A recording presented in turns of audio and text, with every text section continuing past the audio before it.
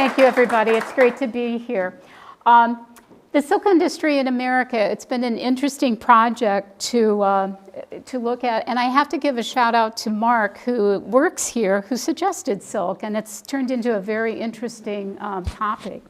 So let's first talk about the properties of silk, and I love a bunch of you have silk on today. That is so cool. I don't own any, ironically, so I couldn't wear mine, but anyway, it's a luxury fabric. It feels soft. My mother, the home ec teacher, would have said, it has a good hand, Mary Beth. It has a natural luster. It takes dye easily. Interestingly, it can absorb a third of its weight and still not feel wet. Is that amazing or what? And it's warm. Anybody that's had silk long johns can attest to that. Interesting, it's as strong as cotton, but it's actually more elastic. Now here's your interesting factoid. You ready? A strand of silk is stronger than an equivalent strand of steel. Stronger than steel. Is that amazing? Okay, but it's got some drawbacks. It's easily harmed by sunlight, which is why you see all the drapes drawn here at Ruthmere. It will fade out. It's very hard on the fabrics.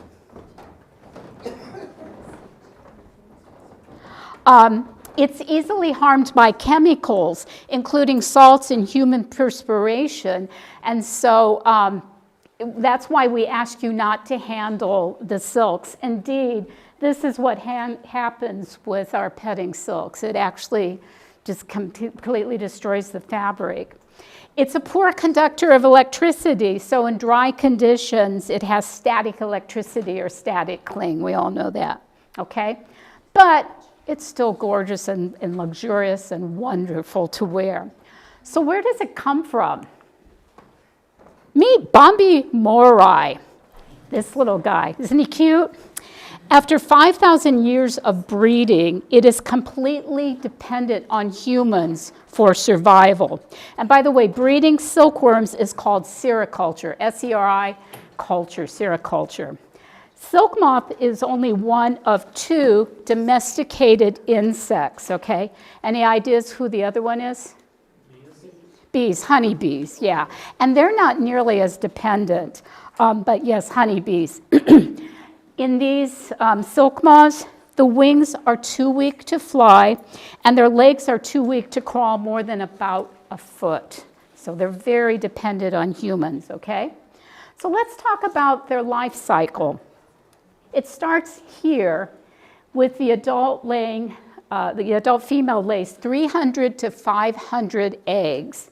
7 to 14 days later, the silkworm larva hatches. It's about a 1/12 of an inch. And mostly what it does is eats. It's a voracious eater. It eats all the time. And this worm will molt 4 times, shedding its skin 4 times as it grows over the next 30 to 45 days. And after the last molt, it'll be about 3 inches and weigh 10,000 times more than it did when it hatched. 10,000 times, right? I told you, they're voracious eaters. In 4 to 5 days then, so we're right here, it's going to build a protective casing spun from silk. And it's a continuous strand about 1,000 yards long, 3,000 feet. And it takes them about 2 days to spin this, okay? In about 2 weeks, the adult moth will emerge from the pupae. It has a wingspan of about 2 inches, and it looks for a mate. They mate, female lays their eggs, and they both will die. Interestingly, they are no longer voracious eaters, and in fact, a lot of them don't even have a mouth. They will not eat in those 2 days. Interesting, huh? Okay. So how do you cultivate sericulture of silkworms? Well, they have to be fed fresh mulberry leaves. Hi. Hi. How are you? I'm doing great. Oh, hey, there we go. Thank you. They prefer white mulberry leaves, Morus alba, although they'll eat other mulberry, but the preferred is white. They need fresh leaves multiple times through the day. They have to have frequent cleaning of the area to prevent disease. So the area has to be very clean to stay healthy. They don't like noise, so it has to be very quiet. Their climate is very sensitive to climate conditions. Climate, warm, dry environment, 70 to 85 degrees Fahrenheit, and 70% humidity, okay? And they need a lot of ventilation, good air circulation, and all of this is needed to thrive. And that ends up being very labor intensive. If there's a theme to this, they are very labor intensive, okay? So, how do we go from cocoon to silk? Okay, so the cocoons are about 1.25 inches. I put this hand there so you can kind of see. It looks like she's got 5 in her hand. So they're not huge, especially to have 3,000 feet of silk in them. Okay, it takes 3,000 cocoons, 3,000 of these cocoons, to produce a square yard of silk fabric. Got that? A square yard takes 3,000 cocoons. Now this is where it's going to get interesting, okay? If the moth is actually allowed to hatch, it cuts its way through the cocoon. It chews its way through the cocoon, therefore ruining the threads. So to prevent this, the pupae is killed before it hatches. So you're wearing dead silk. Okay. Yes, exactly. Okay, so how do we get the next generation? Well, first, in the sericulture, I'm going to sort about 10 to 15% or whatever number of cocoons I think that need to be held back to allow them to hatch for the next generation, okay? And I think they can tell by color and weight and movement what the healthiest ones are. And those are allowed to hatch, okay? But the rest are killed. They are either baked or boiled. They are baked 350 degrees for 10 minutes or boiled about 10 minutes. The heat releases the threads, and there's a gelatinous protein called sericin that holds the cocoon together, and the heat releases that. So the first thing that happens is they are baked or boiled, killed, okay? The next thing is called reeling.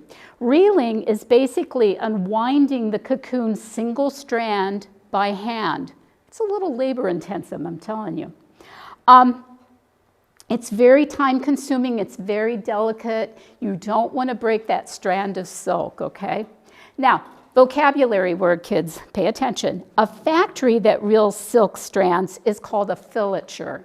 A filature. You're going to hear that word a couple times. It just means that it's a factory where the reeling is done. And of course, obviously in colonial times, and still now, it's really very delicate and generally done by hand. But remember, it's very labor intensive.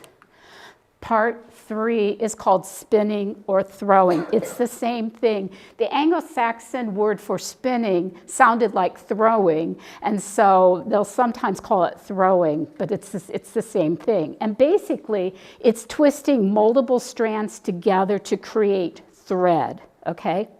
And it takes about 10 or more strands of silk to be the dimension of a human hair. 10 strands or more. Very, very labor intensive, tends to be, again, a cottage industry, okay? So how did they figure this out? How was silk discovered? Okay, so they think that the big myth and the one that kind of permeates everything is they think the Chinese empress was in her royal garden drinking tea, her hot tea, when a cocoon dropped in her tea. And she watched it kind of unravel. And she kind of fished it around and realized there was a silk thread. Maybe, who knows? And she unraveled it. But the Chinese were very not forthcoming. And they allowed myths to kind of take over from where silk came from. Some of them said there were flower petals found in the desert, and some said they were inside of spider bodies. Okay.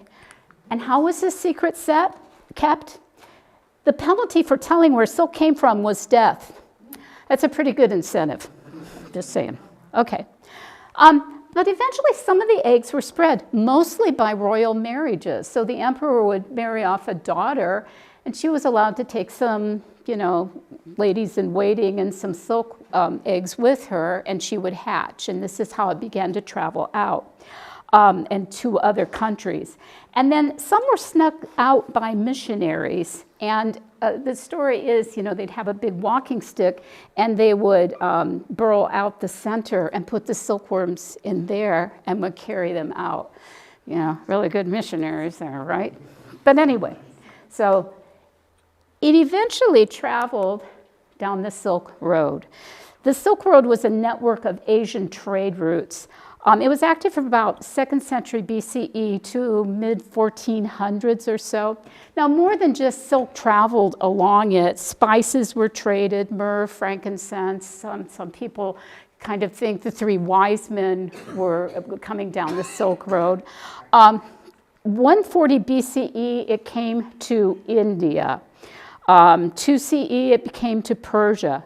The Romans, the Roman Empire, they loved their silk. So that'd be about 200 CE. By the 11th century, it made it here into Italy. And they actually were able to get silkworms and started raising silkworms with black mulberry trees. By France, silkworms were in France, and they were followed shortly by Spain. By 1480, the leading European manufacturer of silk products was Italy. Remember that, because that's going to kind of come back into play. The demise of the Silk Road was by the 15th century because sea transportation became cheaper, faster, and ships could carry a lot more. So we had the demise of the Silk Road. Although a lot of tourists will still go down the Silk Road. It's a very popular vacation, in case you're interested. But silk comes to America. This is King James. He lived from 1567 to 1625. He reigned 1603, 1625. And when I say this is King James, yes, this is King James of King James Bible, okay? Same guy. So England wanted in on this. They wanted their silk industry. The monarchs loved their silk. But England's climate was way too cold. It was way too damp. The white mulberry trees just wouldn't grow. And it wasn't working out real well, okay? So, but they had this little property across the pond. Let's start with Jamestown. Jamestown was established in 1607, and tobacco was their cash crop. Oh my goodness, they were making lots of money off the tobacco. Now, here's where it gets interesting.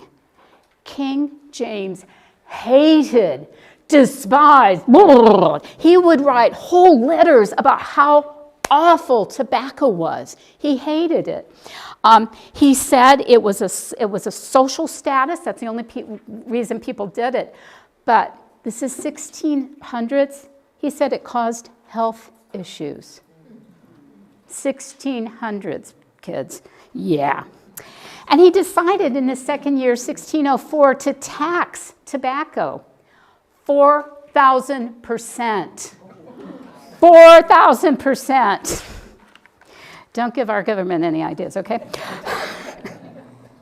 So, and it, well, obviously kiboshed some people. But, so let's go by colony for now. So silk does come to America. The date that you'll see on these bullets is the founding date.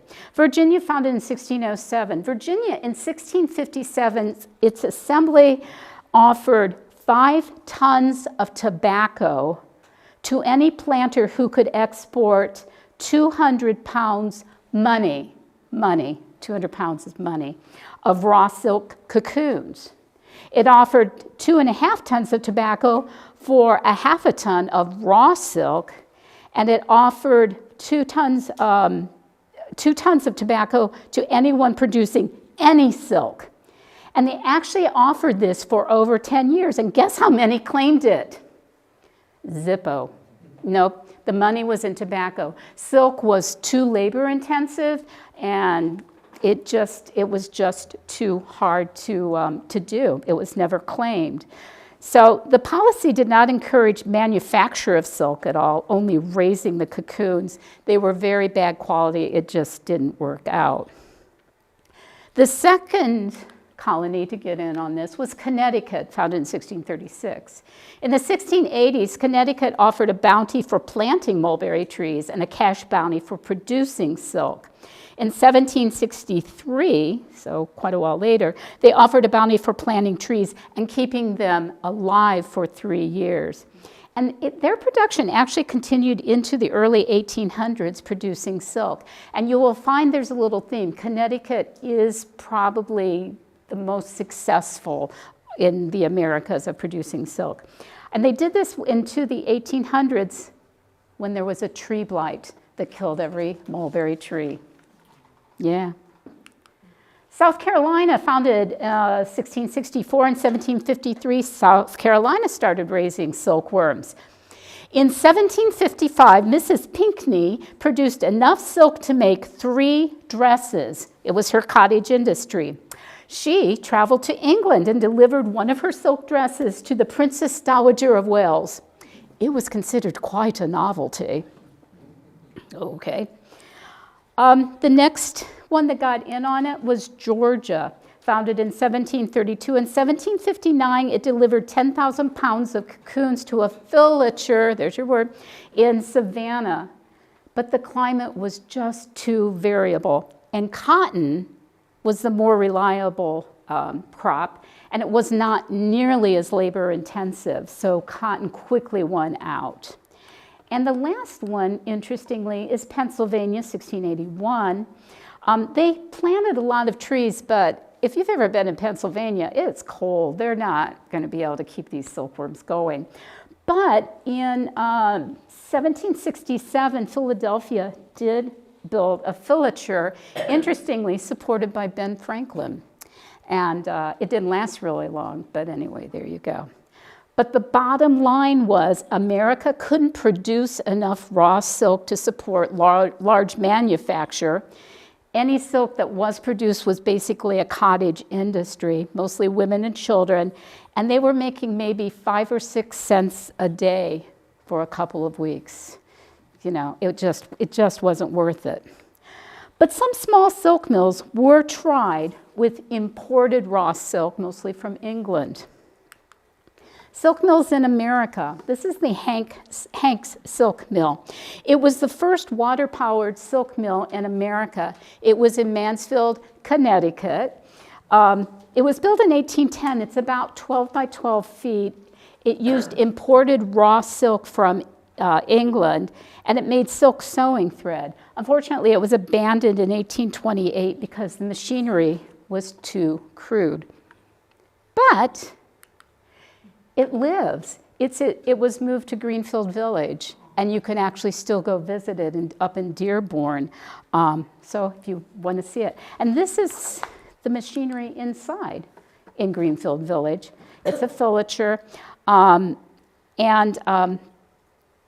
Yeah, so if you want to go up to Michigan, you see it. So the question, so how many silk mills were there in America?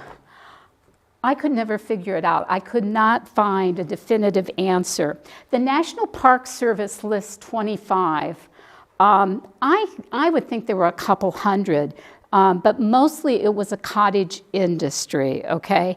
I just could not find a definitive answer, okay? But basically the American silk industry was not producing raw silk, but they were importing it and processing it. Okay, that leads us to Cheney Brothers. It was the first really successful silk mill in the United States. It was in Manchester, Connecticut, of course, built in 1838. In 1847, one of the brothers invented the first practical machine that could produce sewing thread. a little factoid, 1848, the men's wages averaged $1.14 a day, and the women's was 63 cents a day. In 1855, they started using waste silk and found a way to turn it into an acceptable final product. Okay, so what's waste silk? That's waste silk. Looks kind of snarky, doesn't it? Okay, so what's waste silk? Okay, remember I was saying if the pupae isn't killed and allowed to hatch, it chews its way out of its cocoon, right? And so the fibers are cut and therefore a lot shorter. And so instead of having a 3,000-foot strand, you have 3,000 one-foot strands, right? It's very small. They're sometimes called pierce cocoons. The threads are still usable, but it takes a whole lot more manpower to reel it, okay? But in 1855, Cheney's began using waste silk, which nobody else wanted. That's why it was called waste silk. Now, Cheney's made, in particular, silk ribbons and men's neckties. Well, think about it. It's narrow, right? So these shorter threads aren't going to make as much difference. If you're doing, yardage, it would take a lot of threads, but these narrow things would probably work. So by 1920, they were still in business. They employed 4,700 workers, which was 25% of the town's population. And their best year in production was in 1923. And then 1930 happened, and we all remember the Depression came, the industry, nobody had money for silk or a lot of things. By 1940, silk wasn't available. For one thing, tensions were rising in Asia, Japan, China, and what little silk was available was going to go to the war effort, either for parachutes or artillery bags. One of the machines, they would load the artillery into the bag and then load it into one of the larger cannons. By 1950s, you had the rise of synthetic fabrics, rayon, nylon, and that stuff. So Cheney Brothers finally closed in 1955. Now, it is designated a National Historic Landmark. I can't get a feel for how much is still there, but you can actually see some of their factory, okay? So that was the end of the silk industry in America, basically. Okay. I have to bring this up, ethical issues. 420 billion to 1 trillion silkworms are killed annually to produce silk cloth, okay, baked or boiled. And depending on the country, 10 to 47% of the silkworms will die of disease. And pests and climate issues can contribute. Global warming is actually deteriorating the silk industry. So there's animal rights issues, second only to leather goods in the ethical line of use of life. Some designers are choosing to not use silk for ethical issues. Mahatma Gandhi would not wear silk because of ethical issues. Okay. Okay. For those of you that are a little weak at tummy, you might want to go la la la for a minute here. Okay? I'm just saying, don't say I didn't warn you. Some countries like silkworm snacks. Some countries will eat baked or boiled silkworms. It's a street vendor's delicacy, especially in China, Thailand, and Vietnam. This is actually a Korean dish, silk pupae. Now, India prefers stir fry. And then notice the can, that's silkworm pupae canned. Yeah, and you can buy them in Korean too. I've actually seen them in Asian stores. So, not for the faint of heart. If you really need some diet motivation, Google for pupae recipes on Google. Yum. Okay. So who's today's silk producers? 80% of silk comes out of China, 18% out of India, and the remaining 2% comes from about 20 countries. So Uzbekistan, Vietnam, Brazil. That one was the surprise to me. Brazil, Japan, Korea, and Thailand. And guess who the major consumers are? USA, Italy, France, Japan, and India. Okay, those are the major consumers. A little side note, though. This is, okay. So, you know, I'm Googling, I'm Amazoning, looking for some reference material. And Amazon comes and says, you can purchase silkworms. We can have them at your house tomorrow. And I'm like, what? And it's for real. There are silkworm stores on Amazon. So if you want to start your own little business, go for it, your little cottage industry. They sell the food. It's just really quite there. But I kept thinking, why are they offering? And I finally kind of figured out they're used to teach science. I believe it's in the 3rd grade national curriculum. And 3rd graders will raise silkworms to learn about insects. Interesting, huh? Okay. Now, I have a really wonderful surprise for you. Ruthmere silks. So the house was built in 1910. There was no paper wall covering any place. It was all either canvas or silk. All of the silks came from the House of Scala Madre. So Scala Madre was in Naples, Italy, and didn't come to America until 1923 and settled in New York in 1929. Now, since this house was built in 1910, all of the Scala Madre silk here was probably done in Italy, okay? And it was original. And I am going to start passing this around. This is a reproduction of Ruthmere's silk, and yes, you may handle it. So there you go, pass that around. So all the silks are from Scala Madre, both the original and the replacements in the restoration.